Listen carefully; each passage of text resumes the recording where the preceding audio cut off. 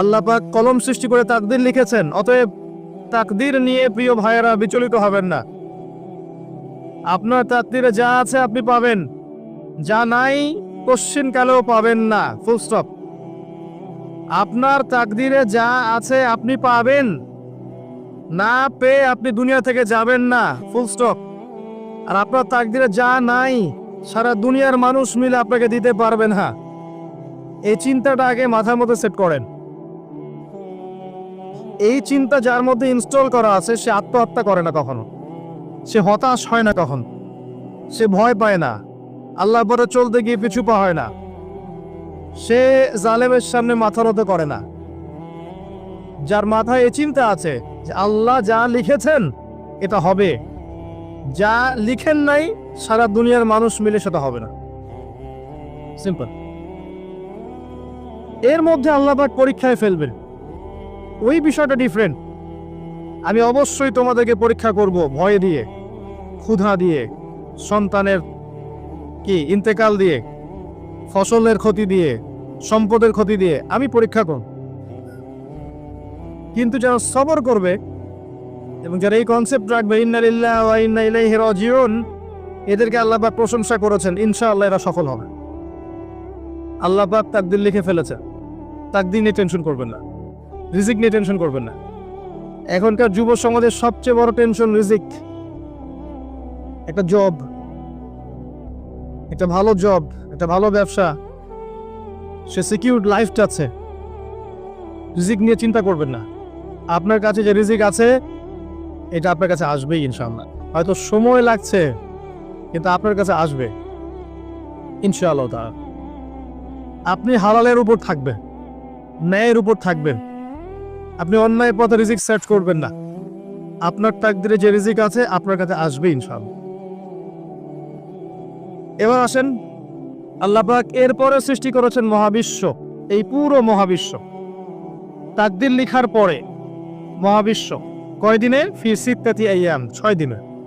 মাত্র 6 দিনে আল্লাহ পাক পুরো মহাবিশ্ব সৃষ্টি করেছেন।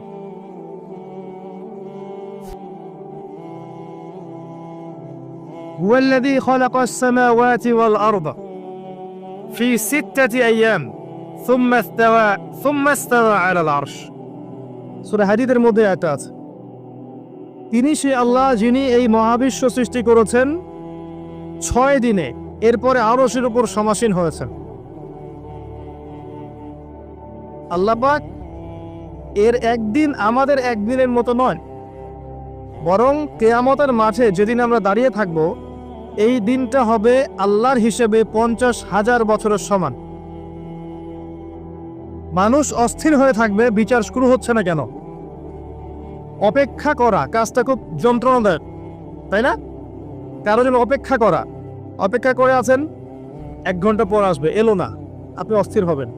2 ঘন্টা পর এলো না, 10 ঘন্টা পর এলো না, আপনি অস্থির হবেন, পায়চারি করবেন, বই পড়বেন, নাস্তা খাবেন, হাঁটাহাঁটি করবেন, আপনি ব্যাকুল হয়ে যাবেন। অপেক্ষা করা একটা ডিফিকাল্ট কাজ। কিয়ামতের মাঠে মানুষ 50,000 বছর অপেক্ষা করবে, বিচার শুরু হচ্ছে না কি জন্যে। সবাই গিয়ে ধন্না দিবে, প্রথমে আদম আলাইহিস সালাম, তারপরে নূহ আলাইহিস সালাম, ইব্রাহিম, মূসা, ঈসা আলাইহিমুস সালাম। আল্লাহর কাছে একটু সুপারিশ করেন, বিচার যেন শুরু হয় অ্যাটলিস্ট। কেউ কিচ্ছু করতে পারবে না, কারণ সবাই বলবে ইয়া নাফসি, ইয়া নাফস। দূর থেকে একজনের আওয়াজ আসবে, যিনি ইয়া নাফসি বলছেন না, যিনি বলছেন ইয়া উম্মতি, ইয়া উম্মতি। সবাই তার কাছে যাবে এবং তিনি আমাদের নবী মুহাম্মদুর রাসূলুল্লাহ সাল্লাল্লাহু আলাইহি ওয়াসাল্লাম সিজদায় পড়ে যাবেন এবং তার উম্মার জন্য সুপারিশ করবেন। উম্মার কবিরা গুনাহগার ব্যক্তিদেরকে সুপারিশ করে তিনি জান্নাতে নিয়ে যাবেন ইনশাআল্লাহ। আল্লাহ তাকে ওয়াদা করেছেন, হে নবী, তোমার উম্মতের কোনো ব্যক্তি যদি শিরিক না করে আমার সামনে উপস্থিত হয় আমি তাকে মাফ করে দেব ইনশাআল্লাহ। হাদিসে কুদসির মধ্যেও আছে যে হে আদম সন্তান, তুমি যদি দুনিয়ার সমান পাপ নিয়ে, আসমান জমিন সমান পাপ নিয়ে আমার সামনে দাঁড়াও, কিন্তু আমার সাথে কাউকে শরীক করনি, তাহলে আমি আল্লাহ তোমার সামনে আসমান জমিন সমান ক্ষমা নিয়ে উপস্থিত হব ইনশাআল্লাহ। শোনেন, 1999 জন মানুষ জাহান্নামে যাবে। প্রতি 1999 জন মানুষ জাহান্নামে যাবে। সহিহ বুখারীর হাদিস 4 বার এসেছে। এখানে ইকুয়েশনটা এমন না যে ম্যাথামেটিক্যালি ক্যালকুলেট করতে হবে, এমন নয়। এটা দিয়ে আধিক্য বোঝানো হচ্ছে বেশিরভাগই জাহান্নামে যাবে। এই কথা আল্লাহ পাক কিন্তু সূরা আরাফের মধ্যে বলেছেন 179 নম্বর আয়াতে, ওয়ালাকাদ যারা'না লিজাহান্নামা কাসীরাম মিনাল জিন্নি ওয়াল ইনস। একই বিষয়ে কোরআন হাদিস পরস্পর মিলে যায়। এখানে একটা বিষয় বুঝতে হবে, আল্লাহ পাক বলেছেন সূরা নিসার মধ্যে, ইন্নাল্লাহা লা ইয়াগফিরু আন ইউশরাকা বিহি ওয়া ইয়াগফিরু মা দুনা যালিকা লিমান ইয়াশা। আল্লাহ পাক তার সাথে শিরকের গুনাহ মাফ করবেন না, এছাড়া যে কোনো গুনাহ আল্লাহ পাক যাকে ইচ্ছা মাফ করতে পারে।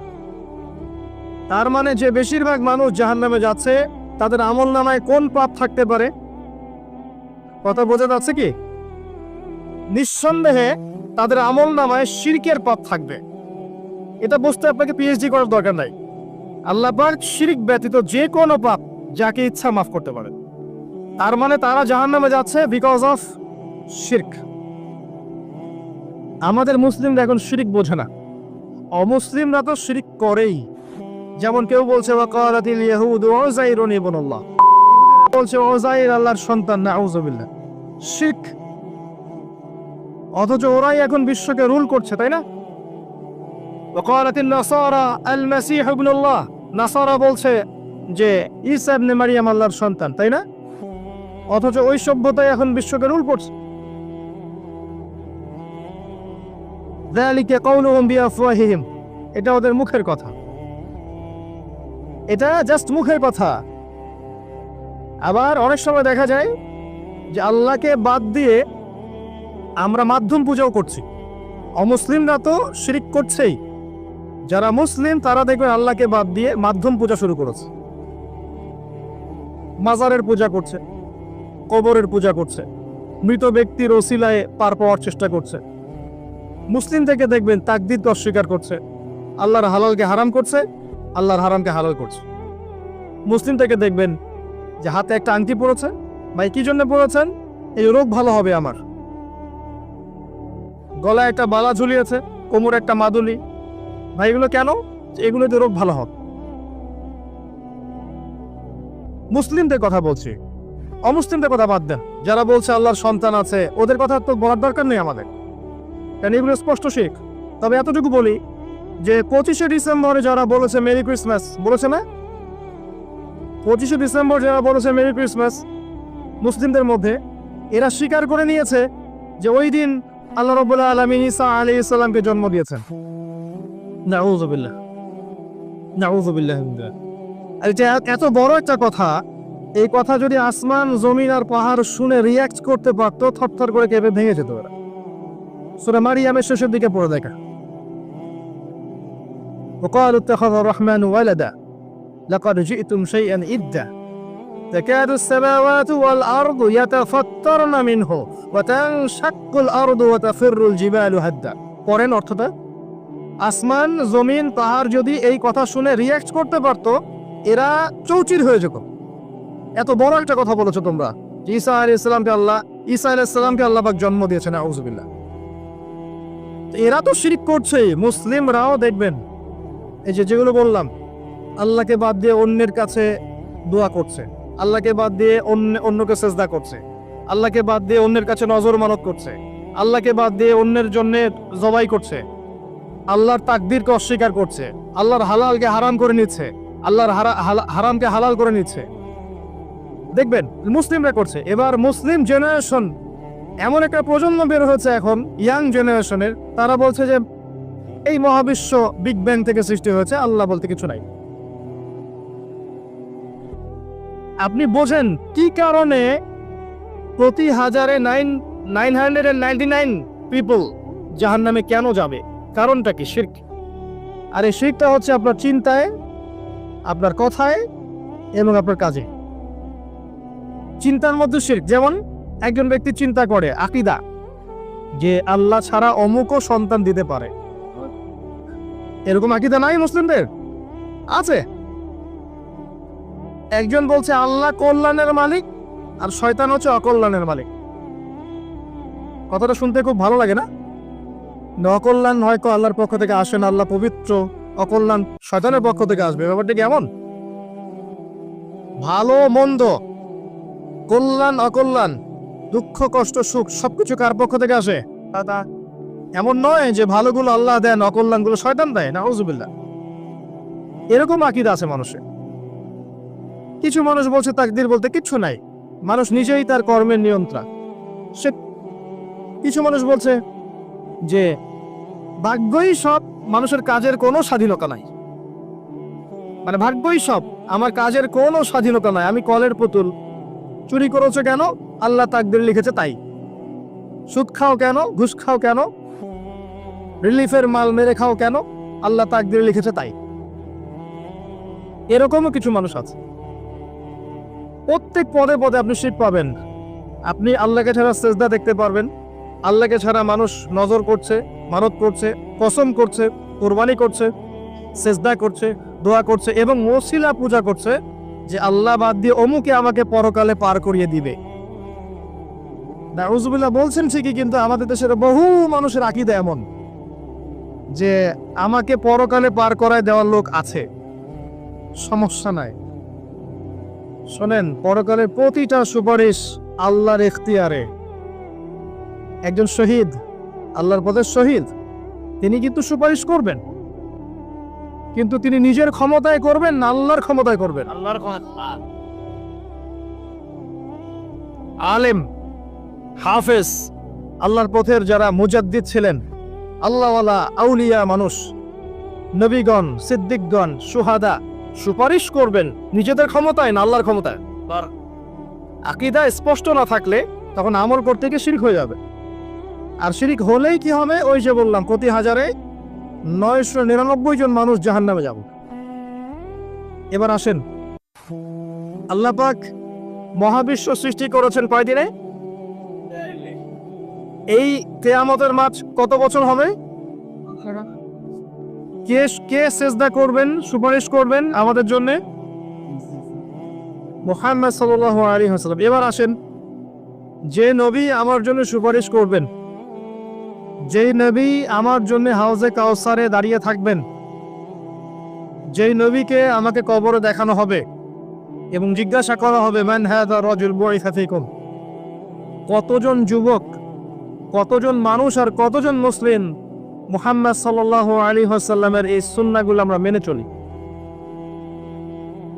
যাকে কবরে দেখানো হবে, যিনি সুপারিশ করবেন, যিনি আমাদেরকে ছাড়া জান্নাতে যাবেন না, যিনি হাউজে কাউসারে দাঁড়িয়ে থাকবেন, যিনি জান্নাতের দরজায় প্রথম কড়া নাড়বেন এবং যিনি তার উম্মতকে নিয়ে ফিকির করছেন কিয়ামতের মাঠেও, ইয়া উম্মতি ইয়া উম্মতি, উম্মতের মধ্যে কতজন যুব সমাজ মুহাম্মদ সাল্লাল্লাহু আলাইহি ওয়াসাল্লামের সুন্নাহ মেনে চলে? বলেন।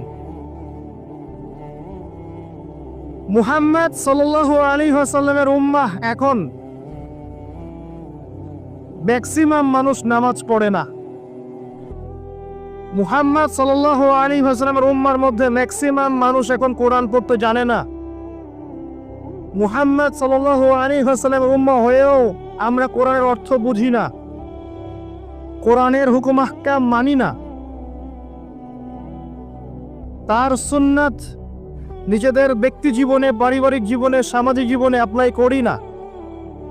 বরং তার আদর্শ মেনে চললে আমাদেরকে মনে হয় আমরা পিছিয়ে পড়েছি। কোন মুখ নিয়ে আমরা তার সামনে দাঁড়াবো এটা ফিকির করতে হবে।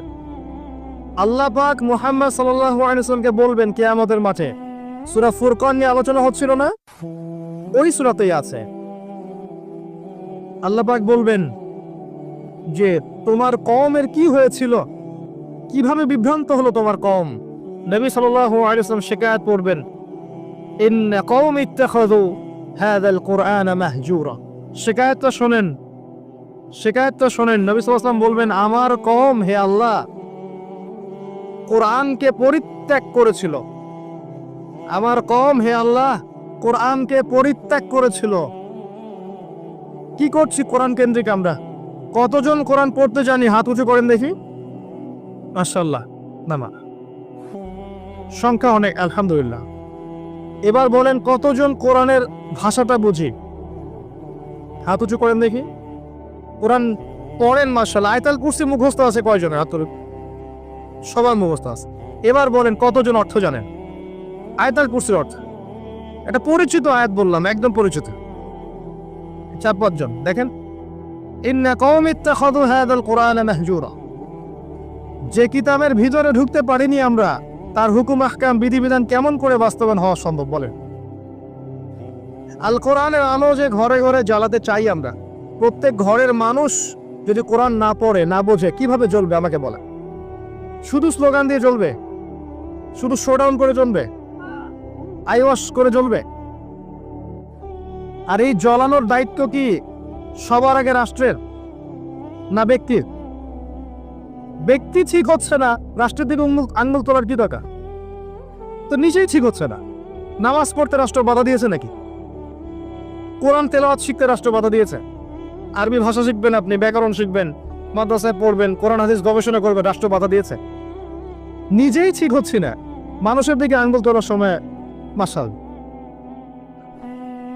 আপনি তো এমন একটা যুগে আছেন, এখন এমন একটা সমাজে আমরা এখন বসবাস করছি, যেই সমাজে এবং যেই বিশ্বে বৈশ্বিক কন্ট্রোলটা মুসলিমদের হাতেই নাই। পুরো বিশ্বের কন্ট্রোলটা মুসলিমদের হাতে নেই এখন। বিগত 100 বছর ধরে আমরা যে আপোষে ইখতিলাফে লিপ্ত ছিলাম, এই সময়গুলোর মধ্যে পৃথিবীর একটা সভ্যতা এত রাইজ করে গেছে যে তারা এখন আমাদেরকে উঠতে বললে উঠি, বসতে বললে বস। হ্যাঁ,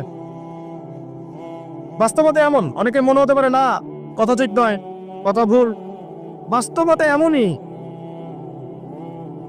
পৃথিবীর বড় বড় সেকশন, পলিটিক্স, ইকোনমিক্স, আপনার জিওপলিটিক্স, মিডিয়া, সামরিক বিষয়, প্রযুক্তি, শিক্ষা এবং দর্শন, এই সমস্ত বিষয়গুলো এখন করে। জান, আপনি মনে হতে পারে না কথা সম্পূর্ণ ঠিক নয়, কিন্তু বাস্তবতা এমন। বাস্তবতাটা এমন। অথচ সংখ্যায়, ভৌগোলিক দিক থেকে, আয়তনে, জনবলে, প্রাকৃতিক সম্পদে মুসলিমদের চেয়ে সেরা কেউ নাই পৃথিবীতে। তারপরেও আমাদের এই অবস্থার কারণ কি জানেন? ওই যে ইন্না কওমি ইত্তাখাযু হাযাল কুরআনা মাহজুর। আমার কওম আল্লাহ কোরআন থেকে দূরে ছিল, কোরআনকে পরিত্যাগ করেছে। কারণগুলো বলছি শোনেন। কারণ হচ্ছে কোরআন থেকে দূরে থাকা, কারণ হচ্ছে নবী সাল্লাল্লাহু আলাইহি ওয়াসাল্লামের সুন্নাহ থেকে দূরে থাকা, কারণ হচ্ছে আপোষে ইখতিলাফ, বিভেদ, অনৈক্য, কারণ হচ্ছে আপোষে গীবত, তহমত, কাদা ছড়াছড়ি, সমালোচনার সংস্কৃতি, কারণ হচ্ছে আমাদের হারাম রিজিক, কারণ হচ্ছে পারিবারিক আদর্শের মূল্যবোধের অবক্ষয়, কারণ হচ্ছে দুর্নীতি, করাপশন, কারণ হচ্ছে বিশ্বকে চ্যালেঞ্জ করার মানসিকতার অভাব, কারণ ধৈর্যের অভাব, সাহসের অভাব, কারণ হচ্ছে সেই নববী যুগের ঈমান, আমল, তাকওয়ার অভাব। উমর রাদিয়াল্লাহু আনহুর যুগে আমরা এমন ছিলাম? উসমান রাদিয়াল্লাহু আনহুর সময় এমন ছিলাম? আলী ইবনে আবি তালিবের সময় এমন ছিলাম? আবু বকর সিদ্দিকের সময় এমন ছিলাম? উমর রাদিয়াল্লাহু আনহুর যুগে ওই খেজুর পাতার মসজিদে বসে একটা হুঙ্কার ছাড়লে রোমান সম্রাট হিরাক্লিয়াসের এই যে তখ্ত থরথর করে কেঁপে যায়। খেজুর পাতার মসজিদ, বসে আছেন, শুয়ে আছেন খলিফা মাটির মধ্যে, এই যে খেজুরের চাটাইয়ের উপরে। এই খলিফা যদি দাঁড়িয়ে একটা হুঙ্কার দেন, তাহলে রোমক সাম্রাজ্যের এই যে সিংহাসনের নিচের মাটি সরে যায়। ওদের কথা বাদ দেন, সাহাবায়ে কেরাম রাদিয়াল্লাহু আনহুম আজমাইন, তারা তো মাশাআল্লাহ জান্নাতের সার্টিফিকেট প্রাপ্ত। তার পরের জেনারেশনে আসা উমাইয়া খেলাফত, তখন কি আমরা এমন ছিলাম? দীর্ঘদিন, প্রায় 132 বছরের মতো তারা শাসন করেছে। তখন কি মুসলিমদের অবস্থা এমন ছিল?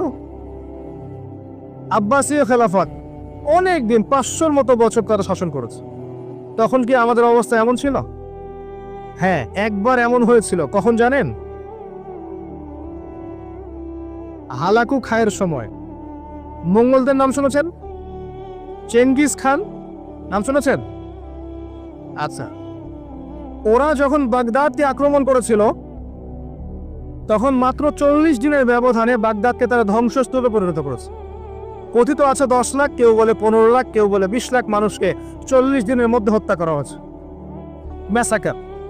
আপনাদেরকে একটা তথ্য দেই, যখন মঙ্গোলিয়ানরা বাগদাদকে আক্রমণ করছিল তখনও কিছু মানুষ বসে বসে ইখতিলাফ করছিল যে কাকড়ার মাংস খাওয়া যায় কি যায় না। আমার কথা বুঝে আসে না?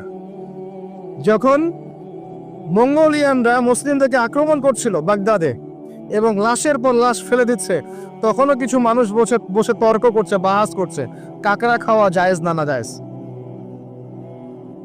ওই সময় নিশ্চয়ই এটা গুরুত্বপূর্ণ কাজ ছিল নাকি? ওই সময় গুরুত্বপূর্ণ কাজ কি ছিল বলেন? ওদেরকে প্রতিহত করা নয় কি? এখন যারা মুসলিমদের সাথে এমন আচরণ করছে, এখনো কি আমরা সেই কাজই করছি না?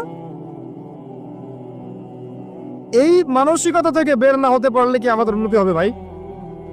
মৌলিক কাজে আসেন, প্রচুর পড়াশোনা করতে হবে। প্রথম কাজ, একটা দেশ, একটা সরকার থাকে, প্রশাসন থাকে, জনগণ থাকে, ওলামায়ে কেরাম থাকে, যুব সমাজ থাকে, থাকে না? এরা সবাই এক না আলাদা? এরা সবাই একটা নেশন না আলাদা? একে অপরের শত্রু না মিত্র? একে অপরের ভাই না শত্রু? এরা সবাই একটা নেশন, একটা বডি না? একটা দেহের একটা অংশে আঘাত পেলে অন্য অংশ ব্যথা পায় না? ব্যথা পায়। যদি ব্যথা না পায় তাহলে ওই অংশটা প্যারালাইজ না? অবশ্য আমরা সবাই এক, এই কনসেপ্টটা ভুলে গেছি। আমরা সবাই মিলে যে একটা জাতি, কনসেপ্টটা ভুলে গেছি। আমরা আপোষে নিজেদের সাথে লড়ছি, ধর্মনেতা আর এক ধর্মনেতার সাথে, এক আলেম আর এক আলেমের সাথে, এক বক্তা আর এক বক্তার সাথে, এক পলিটিক্যাল দল আর এক পলিটিক্যাল দলের সাথে, একটা ধর্মীয় দল একটা ধর্মীয় দলের সাথে। দেখবেন আমরা আপোষে লড়ছি, অথচ আমরা সবাই কিন্তু এক। প্রথমত আমরা আল্লাহর বান্দা, এরপর আমরা মুসলিম, আমরা একই জাতীয়তায় বিশ্বাস। এখন একটা বিভক্ত জাতিকে দমন করা কি কঠিন না সহজ? কথা বলে সহজ না কঠিন?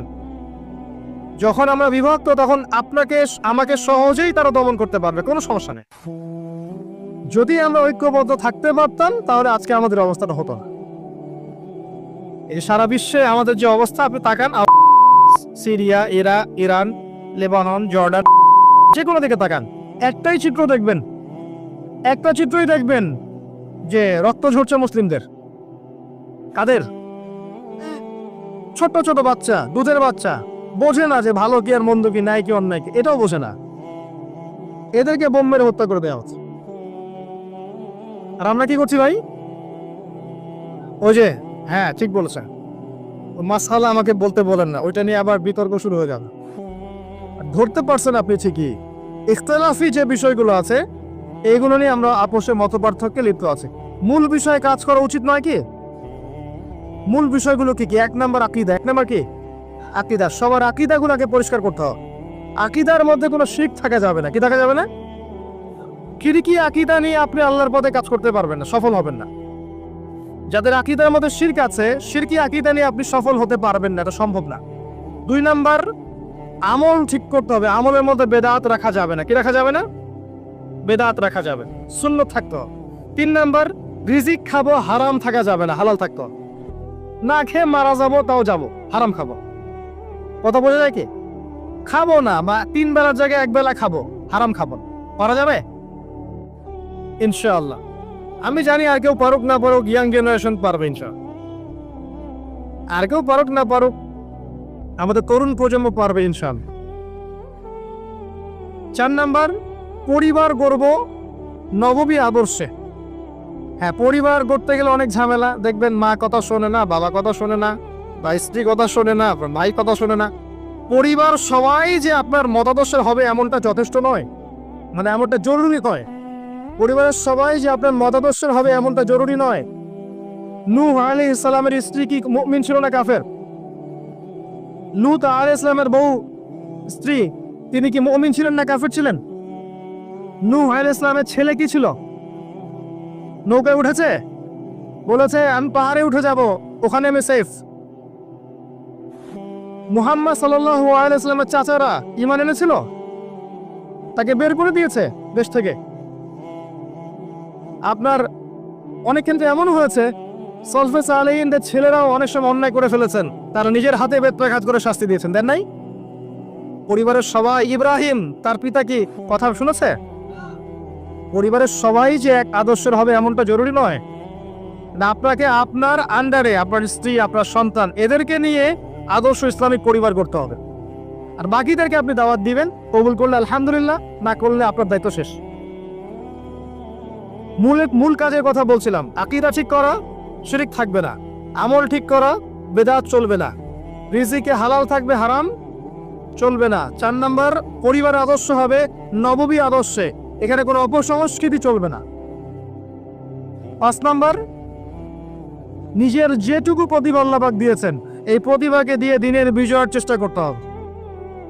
আপনাকে আল্লাহ যা দিয়েছেন, মেধা, অর্থ, সময়, শ্রম, আপনার টাকা পয়সা, আপনার ভালো বুদ্ধি পরামর্শ, আপনি যতটুকু পারেন যে প্রতিভা আল্লাহ পাক দিয়েছেন ওই প্রতিভা দিয়েই দিনকে এগিয়ে নিতে হবে। পারা যাবে? বলতে পারলে বলেন, লিখতে পারলে লিখেন, অ্যাসোসিয়েট করতে পারলে অ্যাসোসিয়েট করেন মানুষকে। যদি আপনি একটা মসজিদ করতে পারেন, মসজিদ করেন, মাদ্রাসা করতে পারলে মাদ্রাসা করেন, ইয়েতিম প্রজেক্ট করেন, বিধবাদেরকে নিয়ে কাজ করেন। আপনি যেটা করতে পারেন একটা প্রজেক্ট করেন, কিছু একটা করেন দিনের জন্য। শিক্ষা প্রজেক্ট হোক, অর্থনৈতিক প্রজেক্ট হোক, সামাজিক প্রজেক্ট হোক, কিছু একটা করেন যাতে দেশ, জাতি, উম্মাহ আপনার দ্বারা উপকৃত হয়। করা যাবে? কাজগুলো কঠিন, কাজগুলো আসলে কঠিন, সবগুলো কাজ সহজ না। আমি হয়তো সহজে বলছি, কাজগুলো এত সহজ নয়। এই কাজগুলো 23 বছর সময় ধরে নবী সাল্লাল্লাহু আলাইহি ওয়াসাল্লাম এবং সাহাবায়ে কেরাম করেছিলেন। মার খেয়েছেন, বয়কটের শিকার হয়েছেন, দেশ থেকে বের করে দেওয়া হয়েছে, হত্যা করা হয়েছে, শুলে চড়ানো হয়েছে, কত কি করানো হয়েছে। এত সহজ নয়, কিন্তু বেসিক কাজ এগুলোই। এমনি এমনি ইসলাম বিজয় লাভ করবে না। ইন্নাল্লাহা লা ইউগাইয়িরু মা বিকওমিন হাত্তা ইউগাইয়িরু মা বিআনফুসিহিম। আল্লাহ পাক কোনো কওমের অবস্থা ততক্ষণ পরিবর্তন করেন না যতক্ষণ তারা নিজেরা নিজেদের অবস্থা পরিবর্তনের চেষ্টা না করে। কিন্তু আল্লাহ বলেছেন, কাম মিন ফিয়াতিন কালিলা গালাবাত ফিয়াতান কাসীরা। কত ক্ষুদ্র ক্ষুদ্র দল ছিল যারা বড় বড় দলের উপর বিজয় লাভ করেছিল আল্লাহর সাহায্যে। কখন বিজয় আসবে? একটা মৌলিতে বলছি, ইন তানসুরুল্লাহ ইয়ানসুরকুম। আবার বলেন, আয়াতটা বললাম, ইন তানসুরুল্লাহ ইয়ানসুরকুম ওয়া ইউসাব্বিত আকদামাকুম। যখন তোমরা আল্লাহকে সাহায্য করবা, আল্লাহ তখন তোমাদেরকে সাহায্য করবে।